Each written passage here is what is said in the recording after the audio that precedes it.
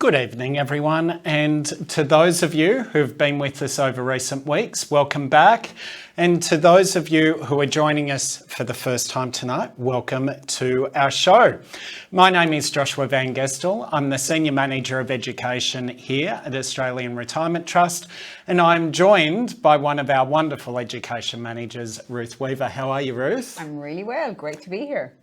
It's great to have you here. And tonight is the culmination of a long journey. So over the last few weeks, we've spoken to you about how you get an understanding of the income you may need or want in retirement and talk to you about how you might need to think about funding for that. Last week, we spent some time focusing on investments, investment choice, investment performance, and also thinking about how you can put additional monies into your superannuation for your retirement savings through contributions. Tonight is really the culmination of that, where we're going to bring all of that together. So in tonight's session, although we are going to be talking about some new content, we will also at times be reflecting upon those first couple of weeks. But before we do start, I'd like to first make three acknowledgements, as I've done in the last 2 weeks. And the first is to all of you. I'd like to acknowledge your time and your interest in actually being actively part of this event tonight. And we would like to also acknowledge the many thousands, literally, the many thousands of questions that we've received, as well as the thousands of you that are joining with us. So thank you. The second acknowledgement I would like to make is to our First Nations people. And I would like to acknowledge their connection to community, lands, and the waters where they live. I would like to also acknowledge and welcome any First Nations people who are joining us tonight. We pay our respects to their elders past, present, as well as emerging. And the third and final acknowledgement before we get started, I'll leave for Ruth. Oh, thank you, Josh. Look, the final acknowledgement is just to remind you all that we have a lot of heavy content, I would say, tonight. A lot of pointed conversations about structuring that money once you do get to retirement. So please remember, if you're starting to struggle to apply the information to yourself more personally, that's what we're here to do. We have some brilliant financial advisors who are ready, willing and able to support you through that process and help you identify the best particular path and the best options for you. So please remember, we are talking tonight in general terms only, but we are also reminding you that the channels are there to apply that general information to yourself more personally. So please do take advantage of it. Now, Josh mentioned over the last few weeks, we've brought you on a journey. We talked about understanding your retirement and just really reminding you how to set your retirement goals and insight as to how much you might need during retirement, and how to apply that information to yourself and your situation, see whether you're on track or not. And if you decided that you weren't on track, or after the first series you realized that maybe you had a little bit of work to do, we talked in the second session about strategies to boost that superannuation through contributions and investments. And of course, tonight we're talking about living those retirement years and structuring the super. Now, what I will say is, for anyone who missed the first or the second event, please bear in mind they are now sitting on the website. You can go back and watch them. So that page where you're watching tonight's event from, the recordings are available on there. We will also be emailing the recordings out to everybody who has registered, even if only for one event. All the recordings will be made available. A quick tip as well on how to get to them: just type in webcasts on the ART website and it'll bring you to the page where the recordings will be held. You'll also notice as we work through tonight's content, that little symbol, the workbook. We've referred to it in previous sessions. We will refer to it again tonight. So just remember that when you see that little book symbol, that's a pointer. We might forget to do it. We haven't been as diligent as we have in previous years. If we forget to reference it, if you see that little symbol on one of the slides, that's just your little sign to say, I might need to refer to the workbook or jot some things down here. So bear that in mind as well as we talk through. Now, as we've mentioned already, tonight is all about structuring that asset or that money you've worked hard to accumulate during retirement. And when you're looking at your superannuation, there's usually 3 phases. The first phase is the accumulation phase, when you're building up your superannuation balance, and that can start as young as 16, 15 years of age, right throughout your retirement. And there's a middle stage, which we refer to very often as that transitioning to retirement stage. And for most of us, once we hit the age of 60, that's that transitioning to retirement stage. And we are going to talk about that tonight. But that's often quite a short stage in your superannuation journey. And ideally, it's probably no longer than about 5 years for most people. The next longer stage is actually that retirement stage where you're drawing an income out of that superannuation balance and generally through a form of an income account. And we're going to spend some time tonight talking about that. But unfortunately, we're also going to have to talk about what happens when we're no longer around. None of us are going to live forever, despite what we might think. And if we do have assets left over and we do want to pass those assets on to family, or children, for example, we will talk about that as well, and we'll talk about your favorite topic, how to reduce tax when distributing that asset onto those dependents. Yes. Now, speaking of tax, your favorite topic, I might get you to move on to maybe give us a little bit of an overview as to what you mean when we talk about tax. Tax is an important part of a lot of things we'll be discussing tonight, so it is important we set it up. But before we do, I'd just like to make the reflection a bit off the back of what Ruth has been saying, that tonight I almost put it that you've spent your whole working life earning a wage, and part of that wage you are deferring into your super. Tonight is about actually having your super now pay you that deferred wage in retirement. So tonight we want to really bring everything together to really, as Ruth said, talk about how you can use that as you're approaching or transitioning to retirement, and then when you're drawing down in retirement. But importantly, tax, as we've both alluded to, really does play a part. If not for you, it may actually play a part for the benefits that you leave behind for your beneficiaries, okay? So the best way to think about taxation in super very broadly is that anything you contribute tax-free, which we talked about last week, this includes contributions you put in which you don't claim as a tax deduction, contributions a spouse puts in, contributions from downsizing your home. Any amounts that you put into super through those ways will be generally tax-free whenever you withdraw it, okay, regardless of age.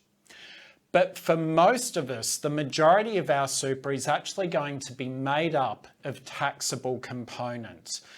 And depending on your age, depending on how you take that super, but also depending on your beneficiaries, if you were to pass away and have money go to them, that will actually be taxable in certain circumstances. So it's really important that some of the tax concepts we discussed tonight can seem a bit confusing, can seem a bit counterintuitive, but just keep in mind that some of what we're talking about may not apply to you per se, but it may apply to those who you're leaving money behind for through your system. Okay.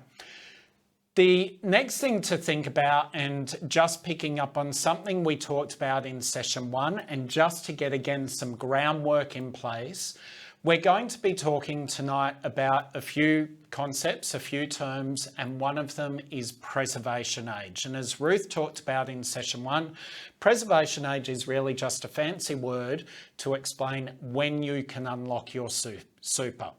It was the age of 55. It has progressively risen to the age of 60 over recent years. And so generally, for most of us, certainly all of us born after the 1st of July 1964, your preservation age will be 60. This is the age at which you can really start to unlock your super. It's the age at which you can really start to access your super in different ways, some of which we'll come to in a moment. But the other thing is that it is also the age, or the age of 60 is the age at which your superannuation benefits become tax-free for you. Okay, again, a point that we'll pick up throughout the session. So Ruth, I think though, let's assume you've got to preservation age, whatever that may be. What's the first step? And we actually received hundreds of questions around this. What's the first step where people can really start thinking about accessing their super? Well, 60 is the first step where you can really think about accessing your super. But the way you might think about doing it is actually through a transition to retirement. And as Josh said, so many questions about this particular product and stage of your journey. So I'm going to go slow and I'm going to take my time to explain this to you because there is an appetite to understand this and it can seem complicated. If I can put it to you this way, if you're 60 and you're still working, you can use a transition to retirement. And it doesn't matter if you're not transitioning into retirement or going part-time, you can continue working full-time. So transitioning to retirement is a lifestyle. And when I say a lifestyle, it means that maybe you're going to start working part-time or you're going to job share or you're going to reduce the amount of stress and take a less stressful role. That's the lifestyle of transitioning to retirement, starting to, wind back a bit. But it's also a product, and it's a product you can use even if you maintain working full time. And that's what we're going to talk about tonight, the product transition to retirement that everybody can consider once they've reached the age of 60. So what does it mean and how does it work? First of all, we look at your superannuation account. So that's that color you see here. You've got a membership number and that's where your money is sitting. If you want to use a transition to retirement, you will have to open a second account. Now, it's going to look and feel very like that superannuation account. You are going to have access to all the same investment options, the same fee structure. Everything is going to look exactly the same, but you're going to have two accounts if you're using a transition to retirement. You then move the bulk of your money from the super account into the transition to retirement account. You don't have to move it all, but there will be a minimum amount that you do have to move across. Once the money is in the transition to retirement account, this is where and how you can start to get access to it. So the money that's coming out of the transition to retirement account is now going to maybe replace some of the lost income because you've decided to work part-time. Or maybe it's going to give you extra income, and so many questions about wanting to pay down the mortgage, for example. If you're getting the money out under a transition to retirement, it's in your bank account. No one's asking you, what are you going to spend it on? If that is on paying off a bit of the mortgage in those last few years or whatever it is, that's your business. So you can take an amount.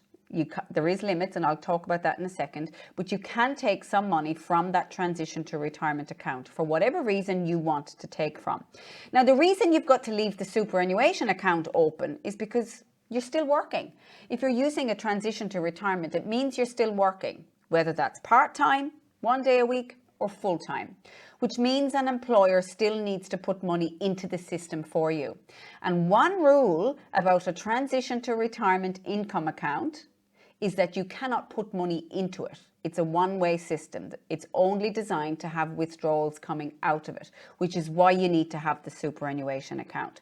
So the money is coming out of the transition to retirement into your bank account, and your employer is still contributing into your superannuation account. And we'll come back to this towards the end of the session, but there's even reasons why you might want to think, if you don't need to spend that money. We've got that coming up as well. Oh, okay. If you don't need to spend that money, sorry for... No, that's all right.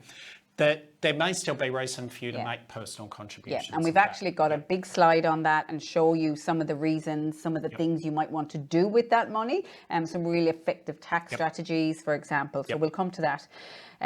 Hold your horses. I know you love the tax stuff, but give us a chance. What I want to explain to everybody is some of the real key features. And I've already mentioned a transition to retirement is going to look and feel very like the superannuation account. I've said you're going to have the exact same investment options, which you will. So you'll be able to invest it exactly the same way the super has been invested. One of the rules, and this was a big common question as well, is how much can I get out? And if you're still working and it's a transition to retirement, well, then you are limited to 10% of the account balance per annum. So if you moved 300,000 across into the transition to retirement, well, then you know that over a financial year, you could get 30,000 out. Now, you can do that in one hit if you'd prefer and just say, well, I'll take it all in one payment, or I'll spread it out into monthly payments or fortnightly payments. You'll get to decide how often you get paid, but there is a cap of 10%, and you won't be able to just take lump sums out. It's pretty regulated from that regard. But as Josh has already mentioned, there is opportunities to think about reducing income tax, because remember, you're only able to use this from the age of 60 technically now, which means that anything that's coming out of it is tax-free. So if you did take 30,000 out, that is completely tax-free, regardless of your marginal tax rate. So it's just putting to bed hundreds of questions about, you know, how much I can take out and what can I do with it and will I pay tax? You can take out up to 10%, you can do whatever you like with it, and you will not pay tax after the age of 60 on the withdrawal. But it is important to, as I said, remember that you cannot take a big lump sum out, and it's going to be invested and subject to the same earnings tax. However, you know, you might... Sorry. Yeah. Me jumping again on tax. It is really important. I'll probably just ask you all to keep in mind what Ruth is just saying here, that you will have investment earnings tax. Yeah. So although income will be paid to you tax-free if you're over the age of 60, your investment earnings will still attract a 15% tax. Just remember that for a moment. We'll come back to it in a sec. And I don't want that to sound like a red flag, because for many individuals, they may never have realised that that's happening anyway now. That's right. So your superannuation, whether you know it or not, your earnings are, the fund is paying 15% tax on the earnings. Most people don't know that, but that's what Josh is suggesting, that that's going to be the same in a transition to retirement. But we've got a lovely surprise for you around that whole element of earnings tax when it comes to finally retiring. And when you do finally finish, I won't steal your thunder. What I will get you to do, though, is talk about the minimums, because there was a couple of questions saying, how much can I get out? But we didn't have a lot of them about the minimums, and it's important to be mindful of that as well. Yeah, and the minimums gets a bit confusing only because for a number of years, the government actually reduced the minimums during the COVID financial crisis, if we want to use it in those terms. The government actually allowed you to take less out from super. So there's a bit of confusion there, but currently the minimums that you have to take out are age-based, and the reason these minimums exist is because the government's going, well, if you're converting it to an income stream and we are paying you tax-free income, then we actually want to make sure that you are taking something out of it. They don't want to give you an opportunity and not have you utilising that. So as Ruth said, there is also a maximum. Now that maximum disappears at the age of 65, because you might remember way back in session 1, when you reach the age of 65, your superannuation automatically becomes accessible. Okay, the second you have your 65th birthday, which for me is exactly 10 years and 1 week away. No, 15 years and 1 week away. Oh, geez, you're not as old as you think then, are you? But as soon as you turn 65, you've got access to your super. So for that reason, from age 65 onwards, there is no longer a maximum. It just applies in, as Ruth said, really there's this 5-year period where transition to retirement income streams are relevant. Yep. As Ruth has already said, you really do have the ability to decide how that is going to be paid to you. And the way people sometimes think about this is if they're paid fortnightly or monthly, they might actually structure this to pay in the same sequence. Some others might actually just get it in one big annual bulk payment, and that's just how they want to look after it. So really it's giving you flexibility of income payment here, so you can just use that additional wage from your super however you see fit. Now, as Ruth has already alluded to, and I tried to jump in on, it actually gives you a bit of ability to rethink the way you use your income. So as Ruth said, you might use a TTR if you've gone to part-time work. You might use it if you have reduced your income and taken a job that's not so demanding as you approach retirement. Or you might actually be doing the exact same job, you've hit the age of 60 and you've decided to start a TTR. And the reason why you might actually want to think about that is because you can actually, in some situations, reduce your income tax. So to Ruth's earlier point, remember that once you turn the age of 60, you're going to have income payments paid to you tax-free. Your normal income from your wage is going to be taxed at your marginal tax rates. So what some people do is actually divert their normal wage through salary sacrifice contributions from their from their employer into their super. So they're actually directing their normal wage, which would otherwise be taxed at marginal tax rates, they're directing that into super where it's taxed at 15%, not their marginal tax rate. They are then supplementing that income that they're diverting in super, they're supplementing that by withdrawing it from their transition to retirement account tax-free. What that then means is they are basically saving the tax difference, okay? The tax difference effectively between their marginal tax rate and that 15%. So for some people, this might be a few $100s a year. For others, it might be a few thousand. The amount that you can save here is really going to be limited, or the way you can use this is going to be limited by your concessional contribution limit. Okay, so it used to be far more generous. It used to be $100,000 a year, then $50,000. It's moving to $30,000 on the 1st of July this year. So the transition to retirement strategy used to be a really effective tax strategy. Now, it might just give you a little bit of a tax discount, but that could be a few $1,000s a year. It could actually still be of some benefit to you. Now, before I move on from this slide, I'll just go to my devil's advocate. Did I explain that clearly enough, or is there something that we should clarify? No, you did explain it in very clear terms. Okay. It is overwhelming, but what I'll say to people before we do move on is, if you are between 60 and 65, and you've never had a conversation with a financial advisor as to whether this would give you any benefit or not, what are you waiting for? We're here to help you figure that out. You don't need to do the sums yourself. And sometimes when you're hearing this and you're thinking marginal tax, 15% limits, or what's coming out, we understand it's very, very overwhelming. Just have the conversation. We've got the tools. We've got the modelling that we can say, you know what, you won't get much out of a TTR, or you're going to actually save significant amount of tax.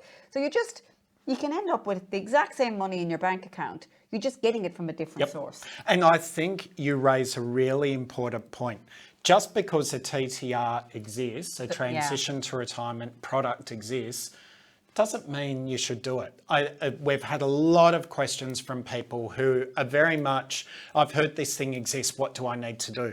Part of the question or conversation should be, will it actually do any benefit?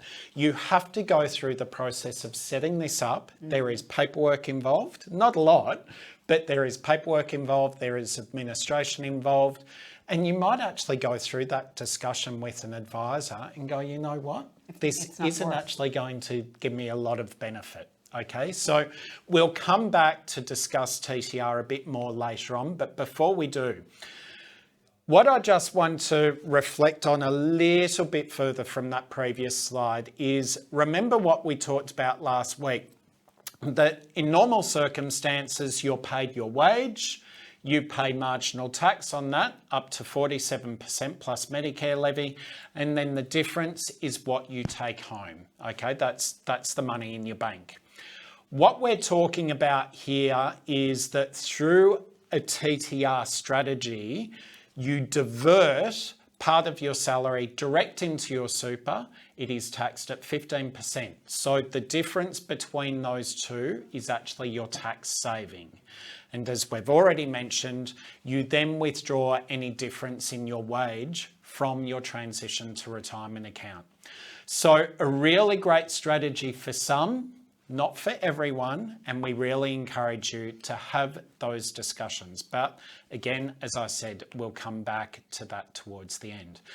But Ruth, there's then a point where you get to what this is all for, which Actually is for retired. retirement. Yeah, you've finished transitioning, you've finished planning and thinking about it. You actually make the decision that you want to retire. There are a lot of options, and I think we've talked throughout the last few weeks about the options people have with super. They also have options when it comes to withdrawing it. It's not just what their colleagues, neighbours, friends do, is it? What are the options they have? We had hundreds of questions about access as well, and we covered it a lot in session 1, but just a quick reminder. When you do declare yourself as retired, and Sheila, there is a question from you, yes, you can go back to work after and you haven't broken any rules if you're actually retired. There's a couple of questions on that. If you do retire and you're starting to access super in whatever way and you go back to work, that's perfectly fine. But if you are in that stage where you've retired and you're thinking about how am I going to get this money into my bank account, first of all, I've got to remind you, you don't have to take it.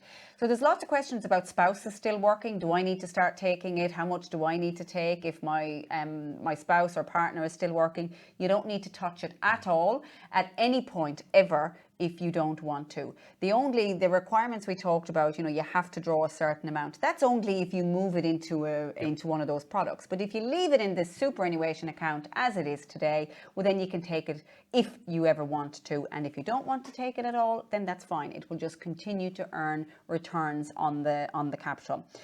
The other thing to think about is maybe you'd like to withdraw some or all of it as a lump sum. I put a bit of a red flag on withdrawing all of it as a lump sum because we did talk in the last session about rules to getting money back into the system, limits on what you can get in, and it can be very age-based. So I would encourage you to refer back to that if you're wondering. But you can withdraw just a lump sum of money and see how long it lasts and then come back and look for more if that's the way you'd like to structure it. It's not that common. Most people don't like the irregularity of just putting a form in and getting a lump sum and seeing how long it lasts. But you can. Lots of questions as well, Josh, about paying down the mortgage. Can I take 200,000 out and pay off my mortgage? You can take as much as you want out and do what you want with it. We're not tracking where you spend the money. It's whether that's the best strategy or not is the question you should be asking. Not can you do it? The question you should be asking is should I do it? The most common way of getting the money into your hand is through the income accounts or the income stream. This is where you're asking the fund to pay you a regular source of income, just like that transition to retirement, except you've decided to retire at this stage, or you might do a blend of all three of those. And again, that's not that uncommon either for people to maybe leave it for a while, then take a bit of a lump sum, and then after a while start an income stream. So it is important to start thinking about the role that income account or the superannuation account is going to play. Remember back to session 1, we talked about the age pension, and we mentioned the age pension is something you can think of accessing from the age of 67. We talked about the assets test and the income test, etc. And we reminded you how rigid a system it is. It's going to do some of the basics for many retirees, but it doesn't give you very much control. And that's what super does give you, is control over what that income during retirement would be. It also means you can start to think about retiring from the age of 60 rather than having to wait till 67. Yes, you can retire at 60. Yes, you can fund that gap between 60 and 67 from the super if that's what you want to do. Once you get to 67, you might take some from the super and also be receiving some from Centrelink if eligible. And you know what? You might also do a little bit of work here and there on the side as well, which is not at all unusual these days. Particularly seasonal work, for example, and we do see people continuing to maybe do a bit of casual work or maybe even generating income from other assets like an investment property, for example. And I think it's a really important point of reflection that if you think about retirement 20, 30 years ago would have certainly, and I think about my parents' generation, would have certainly been you take your super, you spend it, and then you've got the age pension. We are really now seeing that retirement income isn't just the age pension, it isn't just your super, it is actually both, as well as employment income, as you've said. And you might see year to year, or even month to month, that those three may all change around. The government now gives you the ability to earn much more from employment and still receive the age pension, but you might get to a point where you earn above the amount they allow and you see the age pension turn off for a certain period. So just think about the fact that your income could be permeations of these three things depending on what you're choosing to do. And I think about the question you raised earlier about if I return to work, is that a problem? We know that typically just over half of our members will retire more than once. That they'll say that they've retired, they'll start to access their super in some way, and then that they'll find, either due to boredom, maybe being fed up with their spouse, I don't know, boredom, being fed up with their spouse, or just the need for more income, they may return to work. So don't think that once one door opens, another one closes. Think about your income can be a combination and it can ebb and flow. And the way you access your super may also ebb and flow as a result. Thank you. That's all right. We'll move on to talking about the income account. So we've talked about the transition to retirement account, which is really only something you would do between 60 and 65. Now, even if you're still working after 65, you can. And you can still have the product, but it changes name and there's a couple of features naturally change for you after 65. Or if you've decided to retire at 60 or beyond, this is the product as well. So this particular product I'm about to talk you through is for, I'll remind you again, for anybody who decides to retire from the age of 60 onwards. You might go back to work, but let's assume you've retired. Or you were using a transition to retirement, you've just hit your 65th birthday, you liked what you had in place, this will just naturally turn into one of these. Some features change after 65. So what changes? First and foremost, the element of, we talked about earlier on, investment earnings. So Josh mentioned that while you're accumulating super and while you're in the transition to retirement stage and up until the age of 65, that earnings that you're having on your investment returns has had up to 15% tax applied to it already. And many people aren't aware of that. They just look at the net return. But the beauty of being retired and opening an income account or using a transition to retirement after 65 is that the earnings become tax-free. So the superannuation fund are not obliged to pay the 15% tax. So you actually find in most cases that the returns that you're able to generate in the exact same investment options that you might have had in the other product are slightly higher because of the tax rate is zero effectively. You are able to control the regular income just like you would if you were still working using the TTR. Now you're not working, you're able to determine how much you want to draw out of it, the same as we did. But the key difference here is now you're not subjected to the 10% maximum. So if you're over 65, you can take what you like, when you like, tax-free. Yep. If you're over 65, all gloves off, you do what you want to do. Under 65 is the same as long as you're retired. Otherwise, the transition to retirement limits you. So if you've retired and you're using the income account to feed money into the bank account, you say how much you want, you say how often you want it paid, and you also have the ability to take a lump sum withdrawal. Why would you do that? Well, maybe you want to pay off the mortgage, maybe you want to buy a new car, buy a caravan, whatever it might be. We will not be asking you what you're spending the money on. There's an assumption through those questions that there's some criteria with getting the money out. It's your money. No one's going to ask what you're doing with it. So just be very mindful of that as you're thinking about accessing the money, that it is really designed to be your money to do what you want to do with it. And I think it's also just something to reiterate based off some questions as well. What happens if you change your mind? Well, you're not going into this thing for life. If you do decide that you don't want the income anymore, you might decide to revert it back. That's completely possible. You might decide to change the amount that you're drawing from it. So you might be getting 5% one year, but it's not enough. You can increase it, you can start to bring it down once it's within the minimum. And all of that kind of thing, you can actually do yourself if you're comfortable online and you've got an account like this. You'll be able to change the amount you're drawing out online yourself. You'll be able to change which investment options it's in and which investment option you want to take the money out of. All of that, you can fully control this thing through your online account if you're comfortable. But you don't need to feel like you have to have buyer's remorse or think you're going into this thing forever. You can revert it back to superannuation if you want to. And I think it's a really key thing. Remember, once you have your 65th birthday, your super is your super. You can access it how you choose. So if you start a retirement income stream and then decide you don't want it, fine. Then you can flip it back. Yep. If you start a retirement income stream and then decide you don't need it, fine. Yep. Turn it off.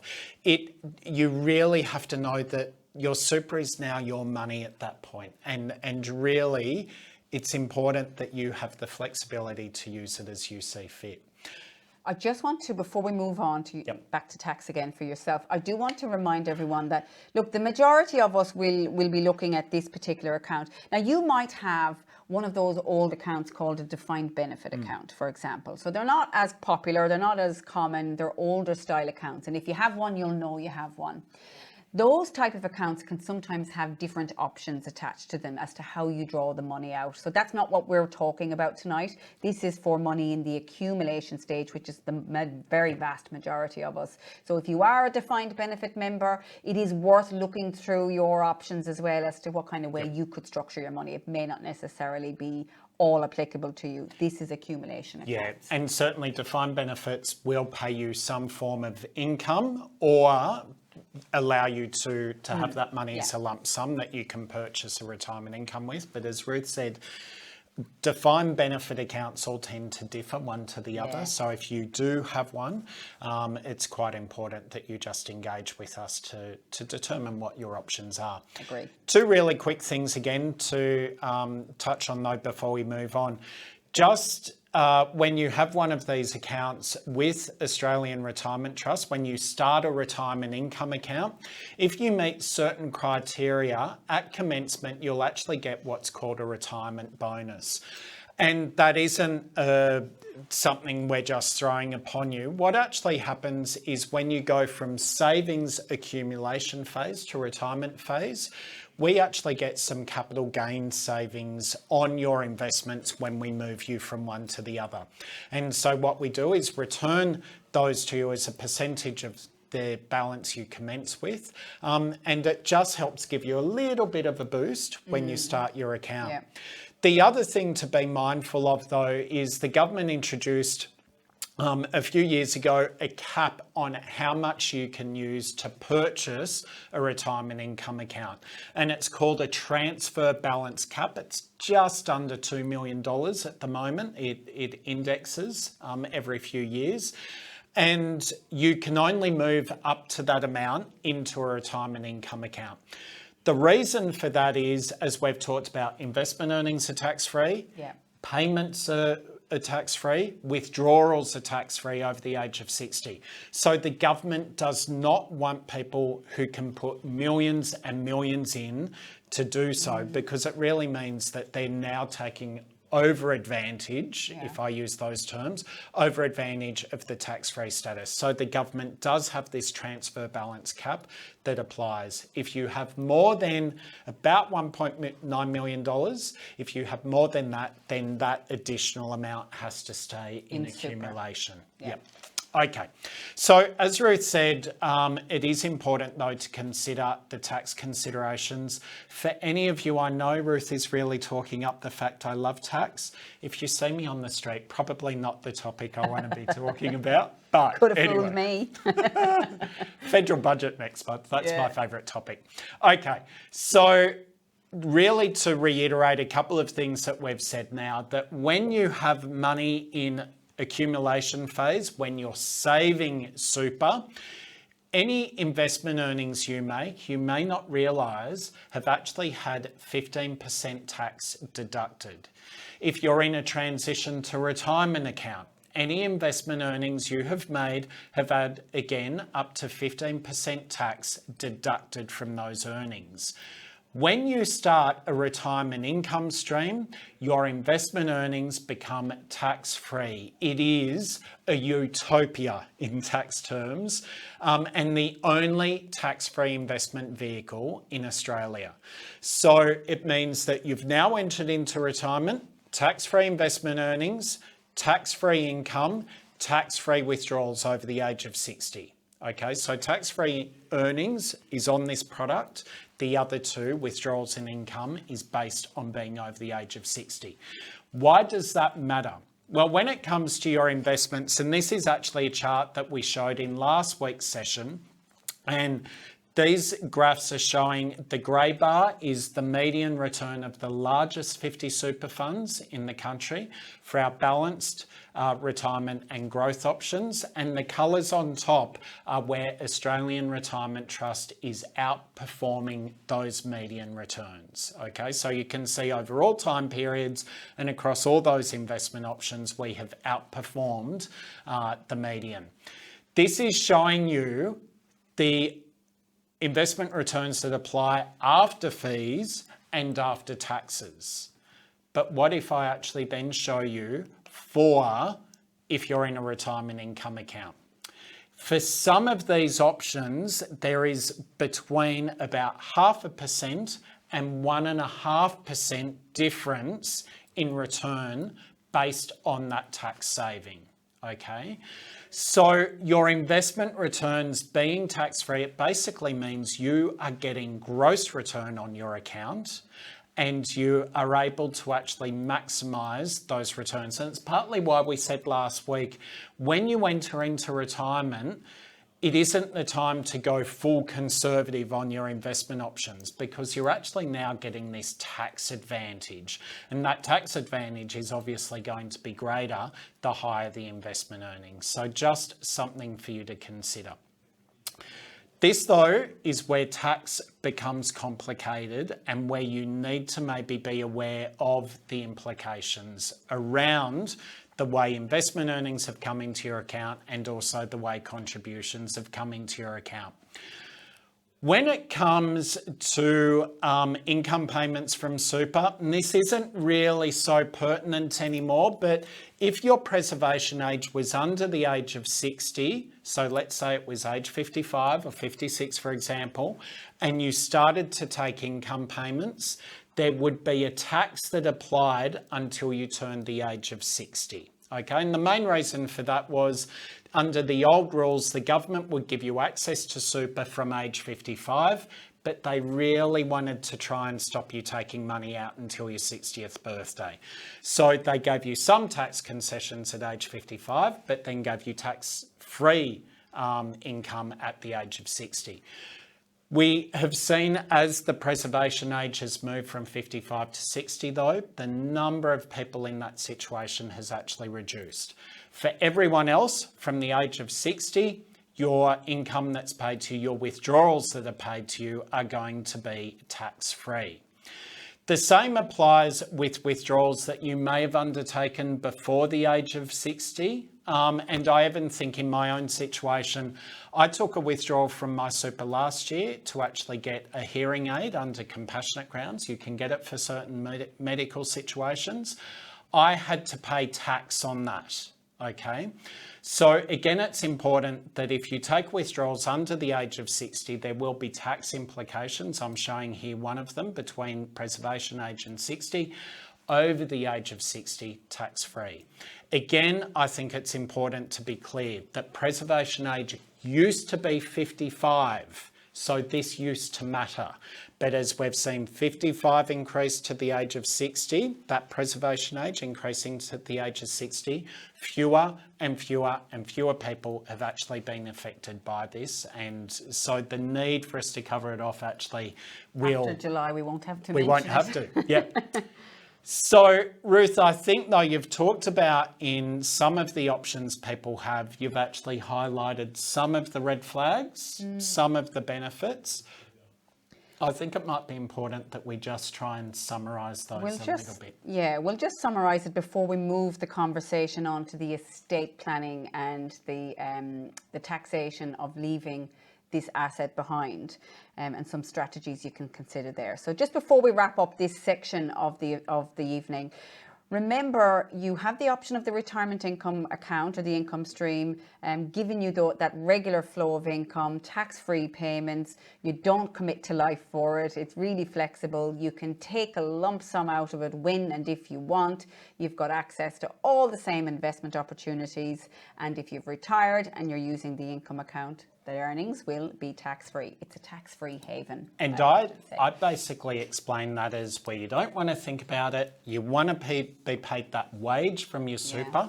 This is the thing you do. You can almost set and forget it. And because it's tax-free, if you're not generating income from any other source, so for example, if this is your only source of income, you're actually not even obliged to lodge a tax return because there's nothing to declare. So it keeps admin quite simple as well. And I think that attracts a lot of people too to wanting to put some assets into super. So as we've talked through, beautiful product, very, very flexible, and something that you don't need to worry about having buyer's remorse over because you can always move it back over if you want to do it. You just can't put money into it, which is why you might leave a superannuation account open to the side in case you did receive an inheritance or have money you wanted to feed in. And then you can talk about ways to blend them together. Or even if you get to that point, you could just open up a super account. But yeah, you could. And you could open a second income stream. A few questions on that. Can you have two? Yes, you can. No problems having two with different funds or the same fund. I actually met a member last week who had 9 income stream accounts, which I just thought was incredible. Yeah. But anyway. The admin. No, I've had enough admin in my life. I would be trying to keep it simple. But look, you do you. You can leave it in super. You might have a spouse earning income that you don't need to take the money. You might have other assets outside super and you just want to let it sit and let it accumulate. The compounding effect is beautiful once you get to that point and your balance is a bit healthier. You can decide to access it only if you want to access it. And if you don't want to, leave it there and it will keep working for you. And as I said, if you do decide to withdraw it, it is tax-free after the age of 60. Just be careful though, when you take it out, what are you going to do with it? If you just decide to, that impulse to maybe just get your hands on that money, then what? What's it going to do for you in the bank if you don't have a plan for it? And then you might change your mind. And we talked about, getting it back into superannuation. Can sometimes be a little bit tricky if you're not careful. And remember, it was something that Andrew Fisher, our head of investment strategy, who joined us last week, I think there was a question on it that he actually reflected on, that, when you take it out of super, it's not just that you've taken it out of that tax-free environment. You've also taken away that investment opportunity that it had. So it is really important. Can I also just say here that a lot of people get anxious about there being lots of choices and thinking, well, which way do I go? Ruth made a point earlier that really it's up to you, and we're here to help you in deciding which one of those or which combination of all three might actually be best for you.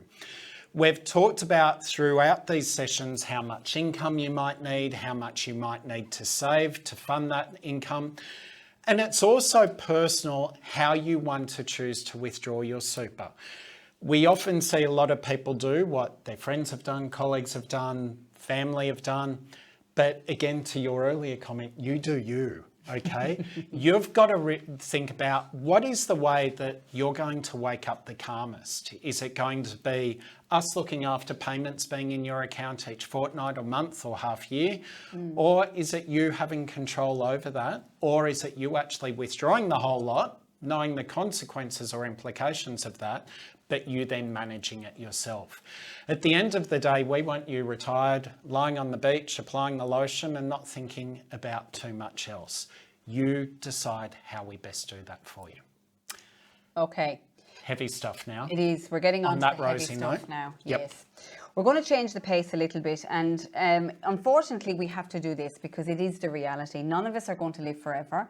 We will all eventually leave this earth, and we want to make sure that when that time comes, we're not leaving any headaches behind us, and that things will run as smoothly as they can when we're gone. And one of the most significant assets many Australians have to leave behind to their loved ones is actually their superannuation, or it might be even through the income account. So whatever money is within the fund is likely to be, for many people, still a relatively significant asset. Now, in an ideal world, you'll have spent it all and you'll have loved your retirement and you won't be leaving lots of money behind. That's my mum and dad. Yet you'll actually be able to plan it out so that you've got that comfort in knowing that you can spend that money within a time frame. But look, the reality is things do go wrong, and a lot of us are actually afraid to spend it all, and we do have this innate desire to want to leave something behind. And the way you make sure that that happens the way you want it to happen is to put a beneficiary on your superannuation account or the transition to retirement account or the income account. The process is the same for all three of them.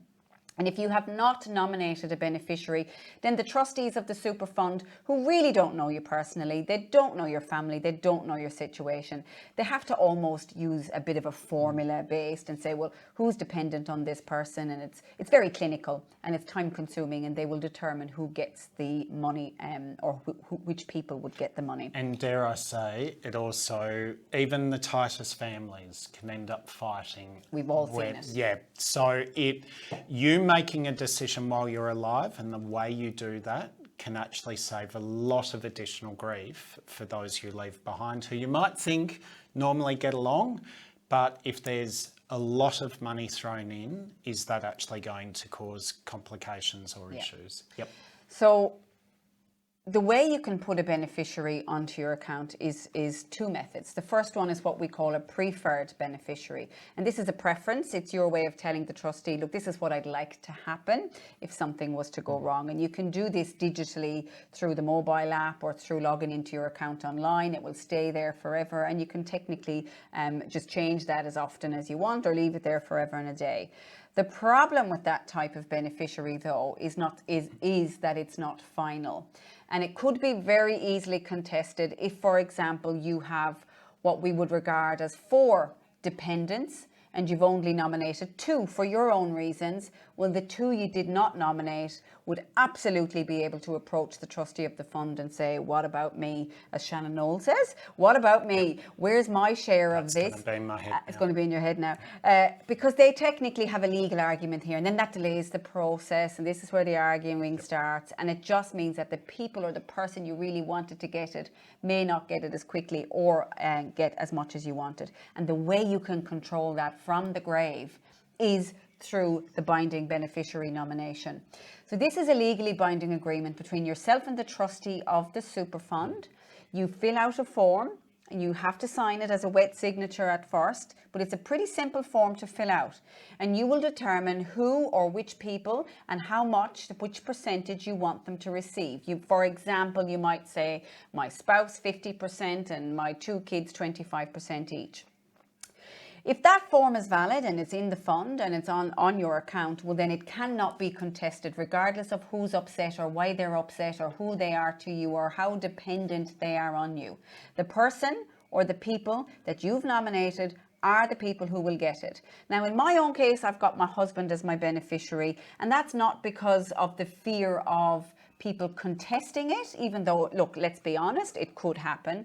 I do it because the process for the person left behind is far simpler if it's a binding beneficiary. The money can get paid out very quickly. And as someone who runs the household and does all of the admin and does everything, the last thing I want him trying to do is admin and paperwork and talking to financial institutions. I want that money out to him as quickly as possible so that he can move on and support the girls. Up to that point, I was hoping you were meaning your work husband, but that's fine.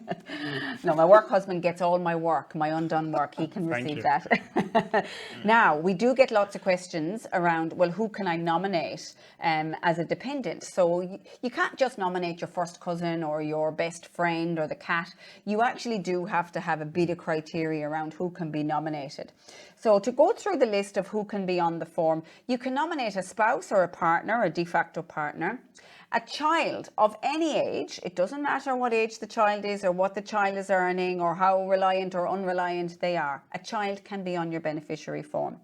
A person who is in what we call an interdependent relationship. Josh is going to pop up there what that is, and you can have a read through and see if there's anybody in your life that would qualify as somebody who is in an interdependent relationship with you.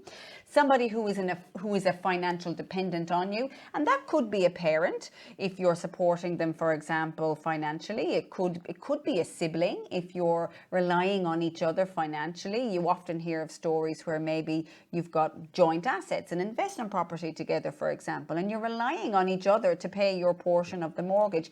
That's the financial dependency to an extent. And you can also nominate the executor of your will if you don't want it to go directly from the fund to the will. That is one of the biggest misconceptions. Oh, I don't need to worry about this bit. I have a will.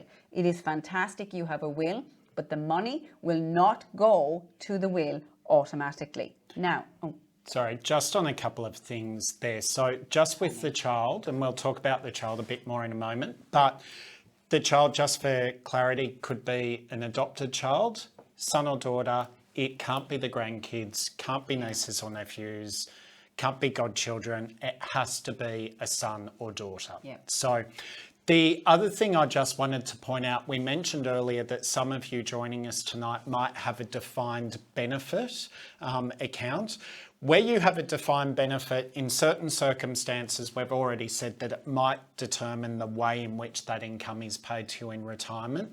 Defined benefit accounts might also determine the way in which money is paid out to dependents. So it might clearly state who it pays or how much it pays to them. So again, for those of you with a defined benefit account, just be aware there might be additional rules or circumstances or conditions rather that you need to just inquire about. So we would encourage you again, if you're not sure and if you do have a defined benefit account, just reach out to us or your super fund just to clarify that for you.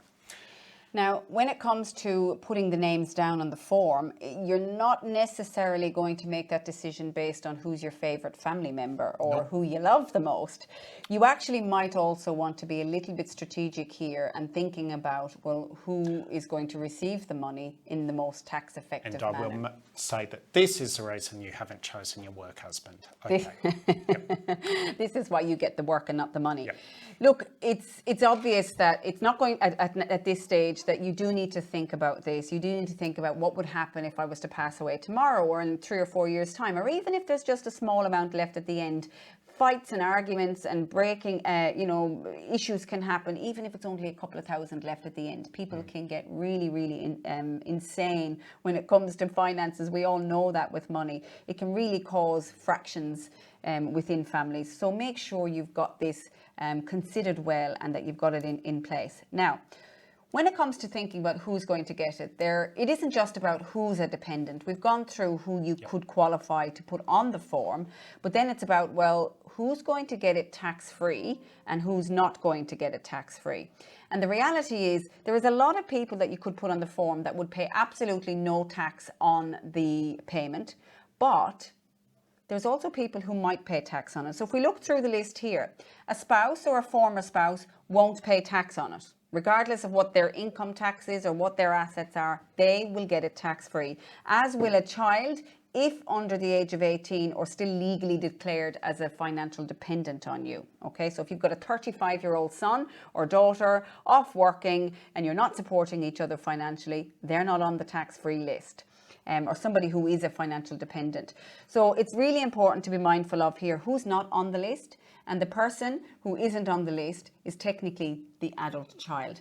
So what we're going to talk to you about now is what would happen if you were going to nominate an adult child or someone who isn't legally a financial dependent. Because you can nominate them, but what are the tax implications if they are the individuals you want to pop onto your form? And this is something a lot of people really do have to think about. That my son, I may nominate him today, he's 10 years old, but the point I die, he hopefully will be greater than 18 years old, which means that although today he would receive any benefit tax-free, once he turns 18, that benefit's going to be taxable.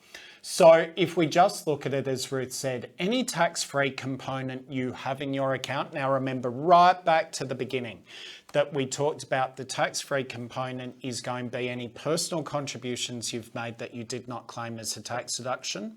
It is also going to be any spouse contributions that have gone into your account, as well as be any downsizer contribution, any house downsizer that you've put into your account. Whether it's paid to a tax dependent or not, so whether your child in this example is younger or older than 18, will not make a difference. And this is really, really crucial. Anything in your tax-free component paid out after your passing will be tax-free when it's paid. When it comes to the taxable component though, it's really going to depend firstly on the way it's paid. So is it paid as a bulk lump sum?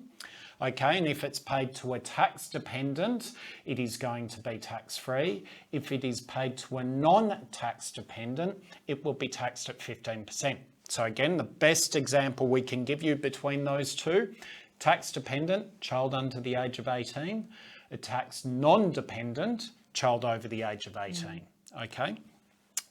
The other thing to consider though is, let's say that you wanted your income, you've started a retirement income stream, and you want that to be paid to your dependents upon your passing. Instead of having it paid as a lump sum, you want it paid to them as an income. The first thing is to consider that if they are a non-tax dependent, can't be paid to them in that way. It has to be paid to them as a lump sum, which will then have tax applied. It can be paid to them as an income, but that income will depend, and this again, it starts to get complicated, will in part depend on your age at the time of your passing, but also the age of the recipient of that income. So again, it's really important, as Ruth has said, when it comes to choosing who's going to receive your benefits should you pass away, there is absolutely a consideration about whom you may wish to pay those benefits to, but there may also be a tax consideration. Think about it, if your super account's $500,000, you're potentially talking about $75,000 here that could just be paid out in tax, and that could be a substantial amount of money. So before I move on to the next slide, what we're going to talk about here is some strategies to basically move that tax status from that taxable component to that tax-free component. This is completely legitimate, it is legal, it isn't dodging tax.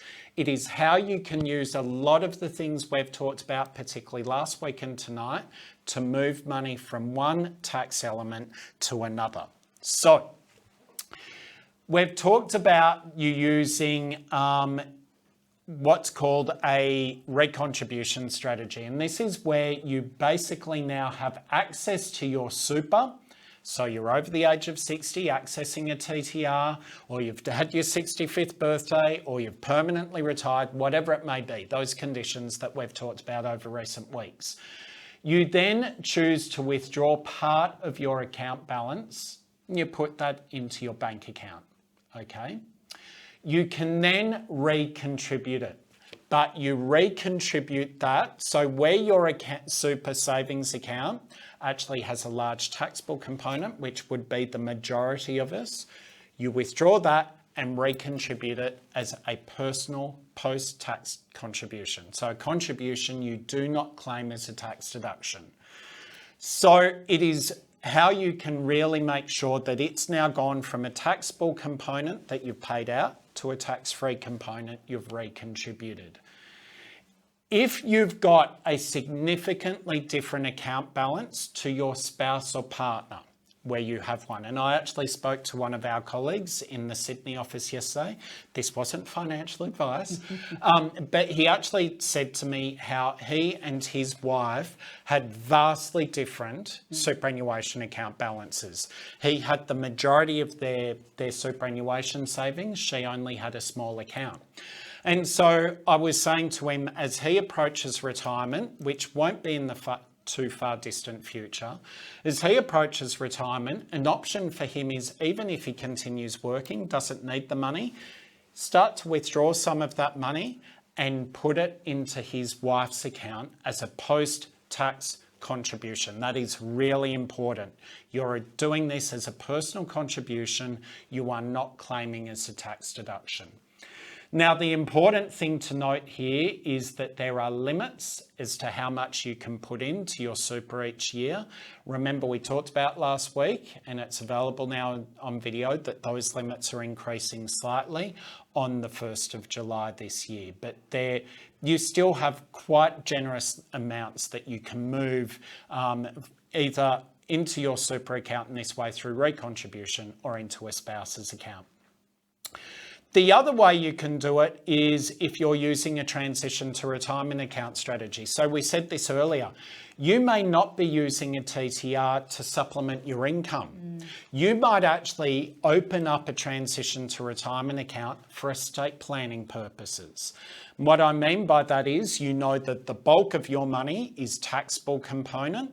Okay, if you've just been receiving contributions from an employer all your life, for example, or salary sacrifice, that will be taxable.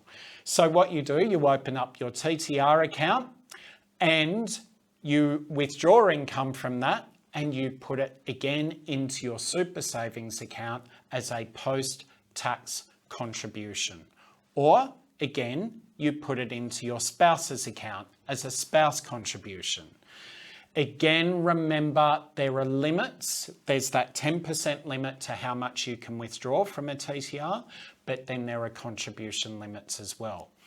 But these sorts of strategies may take time. Okay, so these are strategies that, let's say you've got $1 million, you can't just withdraw $1 million from your super and recontribute it. Okay, as we've talked about, there are limits here. So this might be a strategy you do over some years. If this is really important to you, if you do think you're going to have children that you want to have access to your super if you were to pass away and they'd be over the age of 18, this is maybe something for you to think about. If you have a really large super balance and you've got a wife with, or a spouse rather, with a smaller super balance, you may want to actually think about whether you use some of these strategies, and we'll come back to that in one moment. But Ruth, there's one more caveat or consideration when it comes to nominations for if you pass away, isn't there? There is, and if you have opened up the income account, I mentioned the types of beneficiaries. So we'll go back now to not who you're going to nominate so much, but the way in which you nominate them. So you had the preference, which is really just a guide. You had the binding or the legal agreement, that was the form. And by the way, if you do fill out that binding form, it will stay on there for 3 years. You'll be reminded 3 months in advance that it's about to expire. And if it's the same person or the same people, you don't need to fill the form out again. You can just renew it by a click of a button. You only need to fill the form out if you're changing who the beneficiaries are. But if you have an income account and the household has been used, and you and your spouse, for example, have been used to receiving this particular flow of income into the household, and you don't necessarily want to disturb that, you can actually put in place what we call a reversionary beneficiary. And what that does, so this is only an option if you're opening the income account. It isn't something that you can put on a normal super account, if you like. But what it does is, rather than pay the money out as a big lump sum into the bank account and be left to think, oh, what do I do with this? Actually, I think I would have rather left it in super, this will actually continue the regular flow of income to the spouse. So this is a really simple way as well of making sure that income that the household has been used to receiving isn't disrupted. Now, you do need to be a bit careful with putting one of these on. So I would say definitely give us a call and talk to us, because it can have or you should have a consideration around whether it may impact Centrelink benefits. For example, if your household has been assessed under the income assessment, or you as an individual was assessed under the income assessment, for example, this might impact that. So just be careful and understand what exactly you can and can't do around the reversionary. And I draw it to your attention purely because you may come across it if you were opening an account. It might be an option and you just want to know, well, what is that, or how is it different? Again, it's another very reliable beneficiary type, but it's a bit restrictive. It isn't a lump sum. It is the continuation of the payments. So it does get around the fear of somebody being left hundreds of thousands of dollars, particularly if the person left behind isn't the most financially literate or financially confident person. Maybe the flow of income is a nicer way to leave it behind. But anyway, that's just another option that you will come across, but you would be talking to an advisor before making those kinds of decisions. Now, before we wrap up, because there's lots of questions that we do want to get through, but what we will say is, for those of you who do have a spouse or partner, what Josh has already talked about is some strategies to reduce the taxable components. Legal strategies of just taking the money out and popping it back in and changing the type. But if you do have a spouse or partner, there might be other reasons that you want to move money from one account to the other. One certainly might be tax. But the other one might be around Centrelink benefits, for example, or maybe just the equalisation of the money. So if the smaller balance is with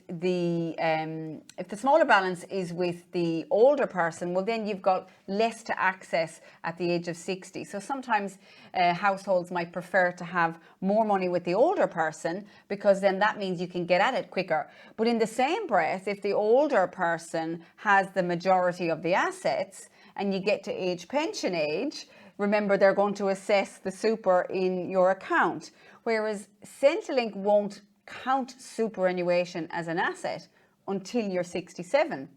So for example, if you're about to hit pension age and you're 67, but your spouse is only 62, if your spouse holds the majority of the super, that won't be assessed until that person gets to pension age at 67. So redirecting some of the money might mean, actually, we may qualify for some age pension here if the younger person of the couple is holding a lot of that asset. So it's just some other ways of thinking about why you might move some of the superannuation from one individual to the other. And Josh, it is an interesting conversation that financial advisors would absolutely have with you when it comes to structuring the superannuation leading into those years. Absolutely. And can I say that, like I said, this wasn't my favourite topic, but let me lean into it. There's also a tax advantage. Yeah. So you think about here, an older person, they could actually be withdrawing the money as income tax free if they're over the age of 60. If you're younger than that and still working, you can divert your earnings into your super, aware of those limits on doing that. But so it's important to think about those strategies we talked about with recontributing could actually help minimise tax for children in the event of your death.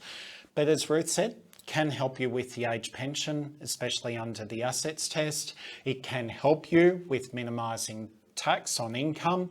It can also help you with getting access sooner. Now, if I look at that first one though, if the smaller balance is with the older person, it means how can the younger person move their balance to the older one? The younger person may not have yet reached age 60 and so may not be able to access transition to retirement income stream or some other way of withdrawing. The way you can actually manage that is what we call super splitting or spouse splitting.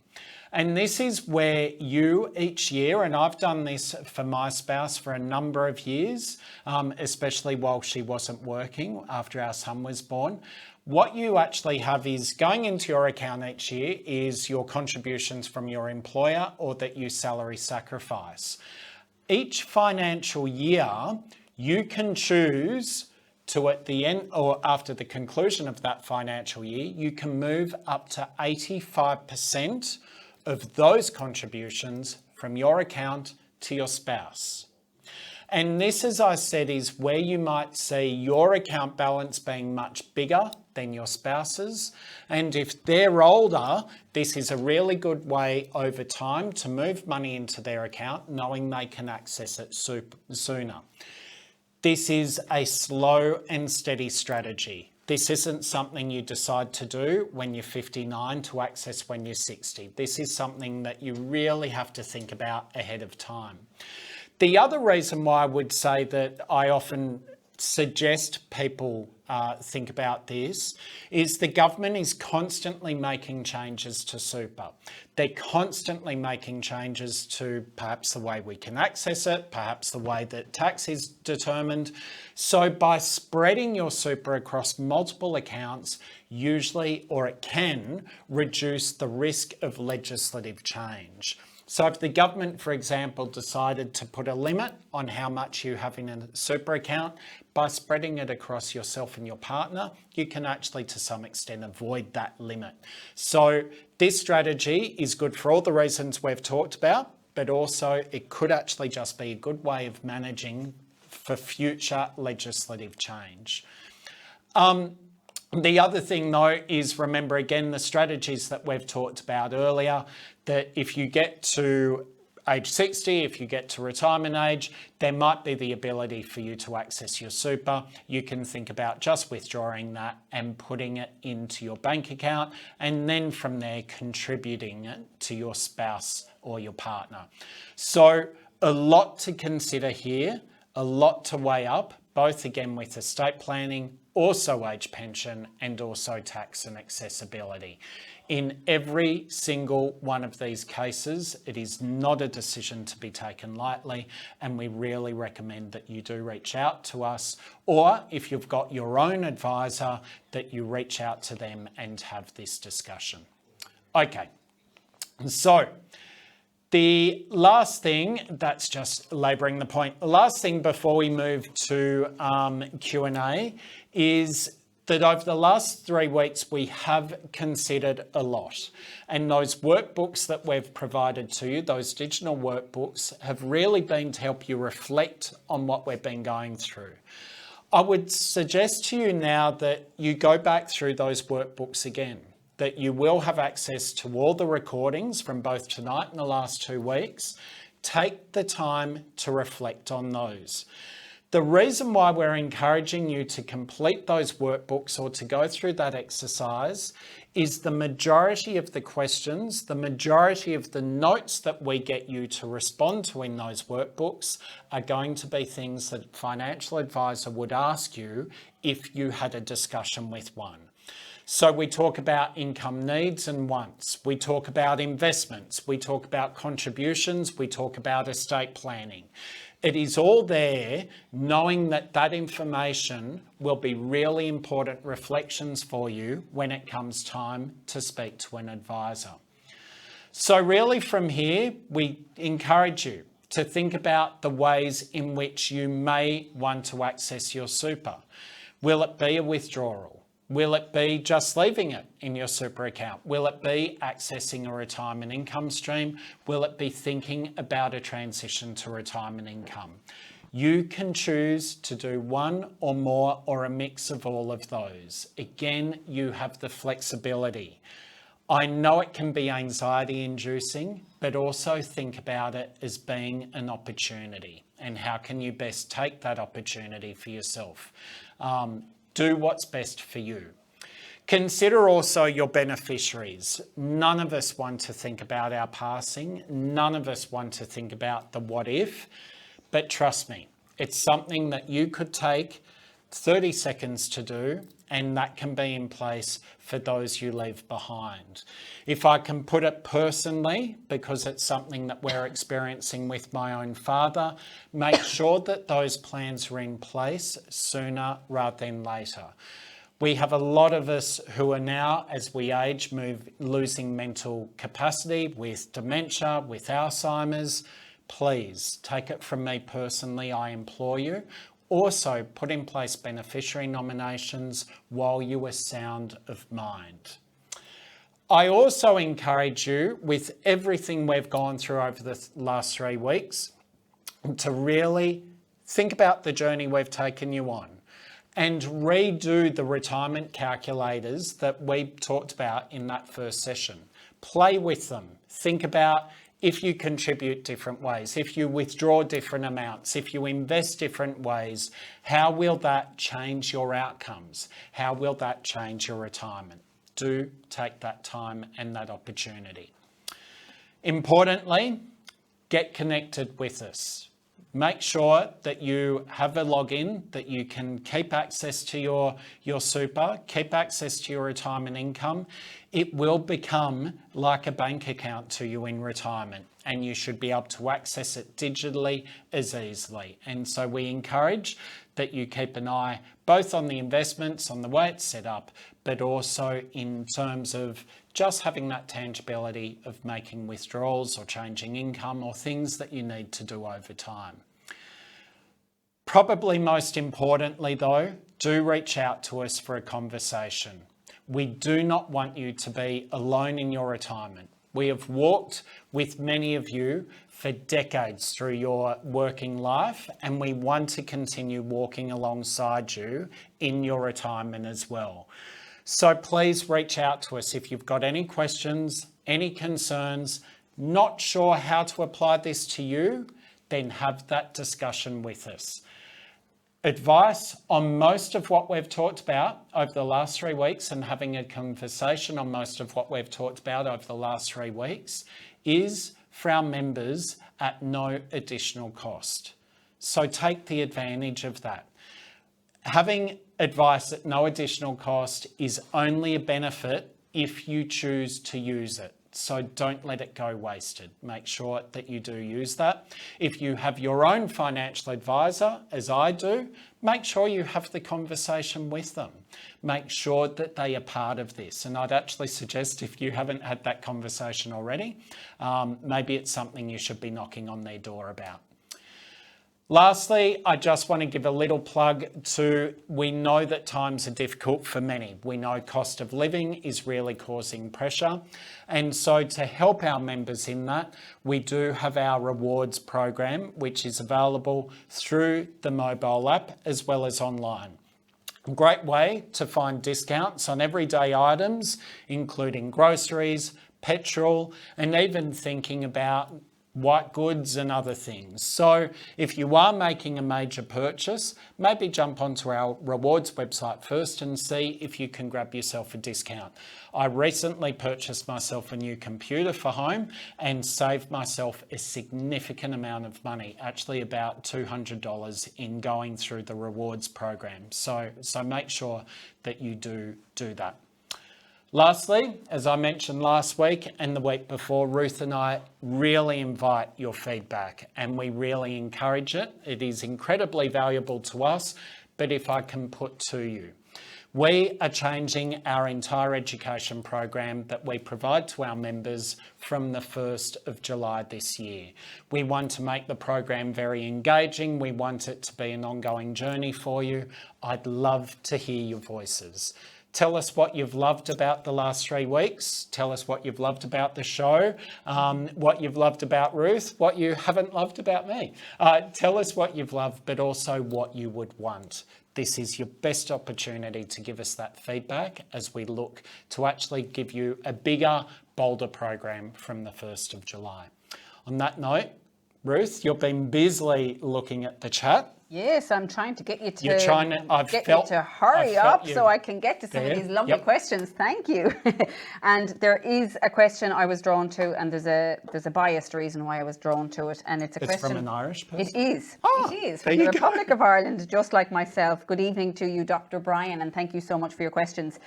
You've actually got two questions, and they're both great questions, so I'll address them both. Brian has asked about transferring a private pension in from the Republic of Ireland, and what I will say there is, look, don't think about that. I'm going to give you the second one, I'll take the first one. Don't think about that as transferring the pension from Ireland into an Australian pension account. They're different systems, different rules, different legislation.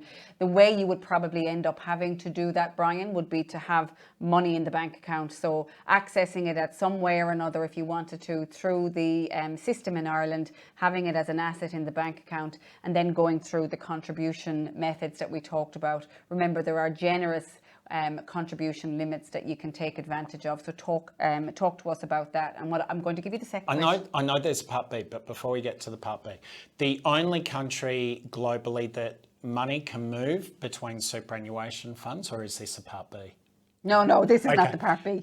The only country that you can move between superannuation or retirement savings is New Zealand and Australia. Okay, Yeah. so retirement savings and forms of retirement savings exist in many, many countries, but New Zealand is the only country we have a tax agreement with that allows that to occur easily. And many funds actually don't facilitate it. So if you are a New Zealander and you do have a Kiwi saver, unfortunately, at the moment, we're not able to take that, but there are other funds who can. But to Josh's point, you can think about in some way or another bringing in a New Zealand account, any other sort of international accounts. You are relying on the contribution as cash from the bank into the superannuation. You absolutely, there is a way. If there's a will, there's a way. So I know your second part I'll give to you. Brian also asked about the beneficiaries. He has some children who are in Australia and he's got some daughters in Ireland. And can he actually nominate the daughters who are in Ireland on the binding beneficiary form, please? Yes, you can, Brian. What I would always suggest, though, is where there's international borders, it can complicate the payment of benefits. It can also complicate the tax treatment of some of those benefits. So I would really say to you, for that reason, that I would always counsel that it could be of value for you to either speak to a financial advisor or just in making that will, especially if you're doing it with a solicitor, just speak to them about those circumstances. It may be that you want to pay some of your children direct through your super account or some others through the will, or you may actually just want to take care of the whole lot through your estate. Again, I would say that is a little bit to do with the country and the tax treaties and other conditions that are in place. So again, just recommend that you speak to an advisor or to a solicitor just to make sure that you've got the specifics about Ireland covered off. Thank you. So sit tight for a moment. I'm going to do some rapid ones and do 1 minute, one word answers. Can I still contribute to my superannuation if I've stopped working? Yes. It's age-based, not whether you're working or not. And we talked about that in session 1 and 2. So you can get money into the system up to the age of 75. So yes, you can. Will I pay 2 sets of admin fees if I have a transition to retirement? Yes, you will. The admin fees will be exactly the same. And we don't charge extra to use the TTR because of the extra admin on our end. It is exactly the same admin. But to answer the question, yes, you will be subjected to 2 administration fees. Lots of questions about the beneficiary nominations. We'll go to another one. It is interesting. It's a question from Donna. Thanks for your question, Donna. Donna, not married, hasn't been, no children. You didn't cover regarding whom a beneficiary can be. So Donna has suggested perhaps has already listed 2 sisters. Is that possible, and what can we say about that? Okay, so Donna, really valuable pickup, and I appreciate you putting that question through. Again, I would really suggest that the cleanest way is probably for you to have a will set up and make your nomination to the will. And if I can put it to you, Donna, that through your superannuation, you were actually it's very specific who can be paid, as we've already outlined. Through the will, those restrictions don't apply. So you could pay siblings, you could pay nieces, nephews, you could pay godchildren, you could pay a charity if you wish. A will gives you a lot more opportunity as to whom you pay. So you can instruct the super fund to actually have the nomination as your estate. When you pass, we pay to your estate. they pay it according to your will and tax according to that. So that could just be the other option for you to think about. Quick question from David as well about accessing superannuation from the age of 60. He turned 60 in October, wants to arrange a lump sum. Look, David, if you're still working, you can use the transition to retirement to get at least 10% of it out as a lump sum. If you've decided to stop working at 60, you can take as much as you want. So you did say, though, that you weren't planning on retiring till 2027. So really, your best possible scenario there would be the TTR. More beneficiaries questions. There was one here, a great question from Serena. Thank you, Serena, for your question. My husband and I have nominated each other on our super as binding beneficiaries, as is quite common. What would happen if we were both to pass away at the same time, and how would they ensure that their children, their daughters, would actually access the money? This is a really common question, actually. What would actually happen is basically under medical law, the person who is youngest is determined to have passed away last. So if there is an accident or an event where they can't really say one person died before the other, then they will just, under current law, say that the youngest person died last. So what would actually happen in that case is everything would pass from your husband or the older person to the younger person, and then be paid out according to their beneficiary wishes. Very complicated, very rare, but yeah, that is the answer to it. Thank you. And there is one more from Murray. Thank you, Murray, for your question. Can a sole practice businessman pay income received directly into super as a salary sacrifice? Yeah, you can, but what I would actually say, and we haven't covered it off in these topics because it is in of itself a really big area, but small business owners or self-employed can actually think as well about how they transfer their assets into retirement. And so there's actually another way that you can do what's called capital gains tax exempt contributions as you wind down your business from the age of 50, and you can start to move some of those assets into your super. So it's something that my own father did.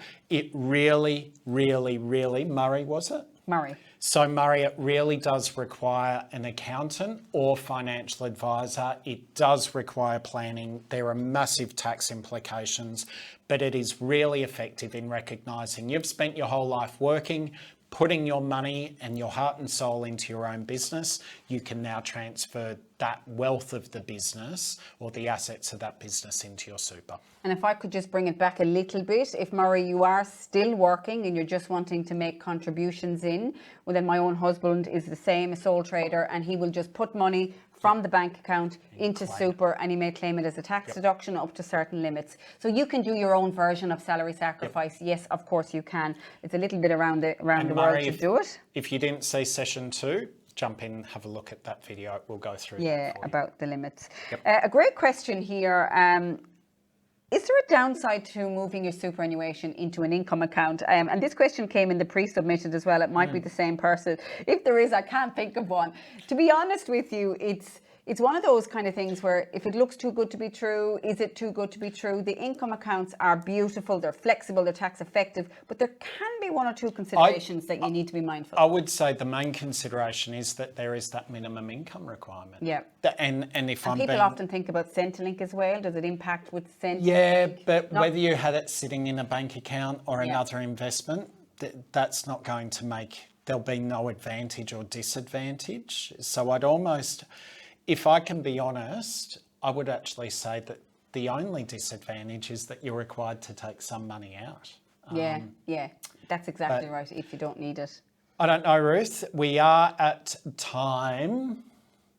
Let's close it off. Let's close it off. Yeah, the questions have slowed down. Sorry if we didn't get to your question. If we didn't, please do reach out if there's a question that didn't get addressed and you need to get it addressed for your own clarity or for your own peace of mind. Please do reach out on 13 11 84.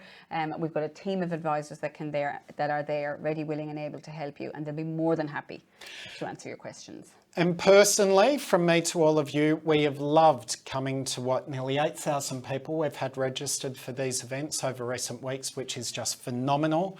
We've had close to 4,000 questions, I believe, pre-submitted. Incredible engagement. It is always a pleasure for us to do this. We love it dearly. We love connecting with you. We love informing you. Really though, the next step is really up to you. So on your retirement path, we look forward to being alongside you. We'll be out pressing the flesh in coming months. We may meet some of you. Please do come and say hello, but please engage with us. Engage with us so you can engage with your super and build your best retirement. On that note, budget night in a couple of weeks, we will be providing an update, and there's also our investment changes coming up, which Ruth and I will be conducting a webcast in June, so keep an eye out for that as well. On that note though, stay very safe, look after yourself, look after your loved ones, and we hope to see you either digitally or face-to-face in the very near future.